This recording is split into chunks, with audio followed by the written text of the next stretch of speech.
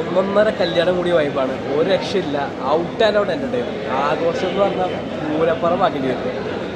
Starting മുതൽ പൃഥ്വി ബേസിൽ combo ഞാൻ ഇത്ര വൈബാവുന്ന പ്രതീക്ഷയില്ല. ഭയങ്കര സിങ്കായിരുന്നു അവരത്.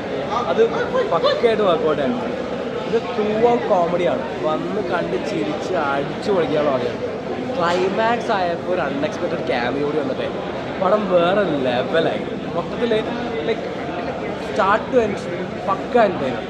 വരിക ഹാപ്പിയായി വരിക, ഡബിൾ ഹാപ്പിയായി തിരിച്ചു പോവുക. അതാണ് പടം. മാരക പടമോ അല്ലെങ്കിൽ ഇതുവരെ ആരും കാണാറില്ല. നമ്മൾ പഴയ സിദ്ദിഖ് ലാൽ പടത്തിൽ കാണുമ്പോൾ ഒരു തമാശ ത്രൂ ഔട്ട് ഒരു കോമഡി ഒന്നും ഉണ്ടാവില്ല. ആ കോമഡി എല്ലായിടത്തും വർക്കൗട്ട് ആയെന്നുള്ള സംഭവം. ഒരുപാട് ക്യാരക്ടേഴ്സ് ഉണ്ട്. എല്ലാ ക്യാരക്ടേഴ്സിനും അവരുടെ റോൾ ഈക്വലായി കൊടുക്കുക.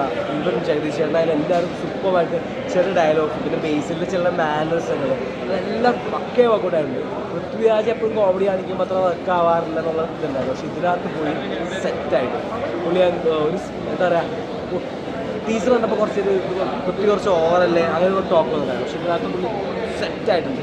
പൃഥ്വി ബേസിൽ കോംബോ ഉണ്ടല്ലോ, അത് നമ്മുടെ നിതിൻ അജു കോംബോ ഇല്ല. ആ ഒരു വൈബായിരുന്നു. ക്ലൈമാക്സിൽ അജുവിൻ്റെ ആ പാട്ടും വേളവും ഒരു കിണ്ണം കാച്ചി കല്യാണമാണ് ഗുരുവായൂർ അമ്പലനടയിൽ. 1 or 2 അമ്പലനടയിൽ പോയി ഓണമാണ്. രക്ഷയില്ല. കൈയടിക്കുള്ളൂ. ഒരു നിമിഷം കൊണ്ട് കൈയടിക്കാനുള്ളത് കൈ കടിച്ച് വേദന അത്ര കൈയടിക്കാനുള്ള സീനുണ്ട്. കുറേ കോമഡി. രാജുവേട്ടൻ എങ്ങനെയുണ്ട്?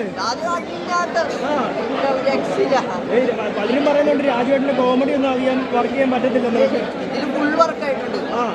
പുള്ളി ഇല്ലെങ്കിൽ ഒരു ആവറേജ് ആയിട്ട് പടമില്ല. പടമില്ലാതല്ല ഉണ്ട്. എന്നാലും അവരുടെ കോമ്പോ അടിപൊളിയായിട്ട് കഴിക്കുന്നുണ്ട്. രക്ഷയില്ല. ബിപിൻ ദാസ് ഇതിലാണ് എന്താ പറയുക, ജയക്ക് ശേഷം ജയയുടെ 10 ഇരട്ടിയുണ്ട് ഈ പടം. പിന്നെ ആ ഗുരുവായൂരമ്പലത്തിൽ ആ സെറ്റാണെന്ന് പോലും നമുക്ക് വിശ്വസിക്കാൻ പറ്റില്ല. അത്ര മൈക്രോ ഡീറ്റെയിൽസ് എല്ലാം അടിപൊളിയായിട്ടുണ്ട്. ശരിക്കും ഗുരുവായൂരായിട്ട് തന്നെ തോന്നിയോ? പിന്നെ ശരിക്കും അങ്ങനെ തന്നെ തോന്നി. ഞാൻ തെറ്റാണ് ദൈവം പറഞ്ഞപ്പോഴാണ് വിശ്വസിച്ചത്. അത്രയെങ്കിലും പടമാണ്. നമ്മുടെ അനശ്വരയൊക്കെ എങ്ങനെയുണ്ട് പടത്തിൽ? അനശ്വരയൊക്കെ അടിപൊളിയാണ്. നിഖിലയുടെ അഭിനയൊക്കെ എങ്ങനെയുണ്ട്?